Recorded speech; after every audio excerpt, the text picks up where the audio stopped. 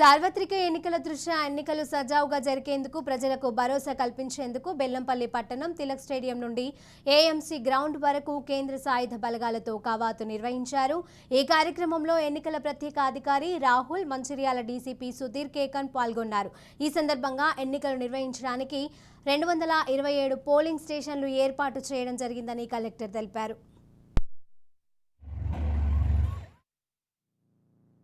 మనకు అక్టోబర్ 9 రోజు షెడ్యూల్ వచ్చింది. నవంబర్ 3 నుంచి నోటిఫికేషన్ రాబోతుంది. ఆ రోజు నుంచి నామినేషన్స్ స్వీకరణ జరుగుతుంది. నవంబర్ 30 రోజు పోలింగ్, డిసెంబర్ 3 రోజు కౌంటింగ్. సో వీటిలో భాగంగా మనకు బెల్లంపల్లి కాన్స్టిట్యుయెన్సీకి మొత్తం 7 మండలాల్లో కలిపి 227 పోలింగ్ స్టేషన్స్ ఉన్నాయి. సో అన్ని పోలింగ్ స్టేషన్ పరిధిలో ఎక్కడెక్కడైతే క్రిటికల్ ఉన్నాయి, వల్నరబుల్ ఉన్నాయి, అదే అని కాకుండా మొత్తం ఈసారి ఎలక్షన్ అంతా కూడా ఎవరు ప్రలోభాలకు లోను కాకుండా, ఎవరు భయభ్రాంతులకు లోను కాకుండా పీస్ఫుల్ గా జరగాలి.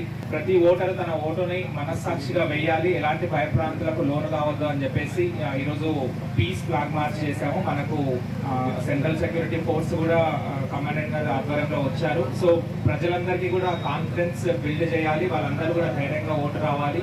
ఈ police department, Telangana police department DCP గారి ఆధ్వర్యంలో అండ్ కమాండెంట్ ఆధ్వర్యంలో సిఎపిఎఫ్ పోలీసు వీళ్ళంతా కూడా ప్రజలకు మేమున్నాము, ఎలాంటి అపోహలకు లోను కాకుండా ధైర్యంగా ఓటు వేయండి అని వాళ్ళకు కాన్ఫిడెన్స్ ఇవ్వాలి అని చెప్పేసి ఈరోజు మనం ఒకసారి ఫ్లాగ్ మార్క్ చేశాము.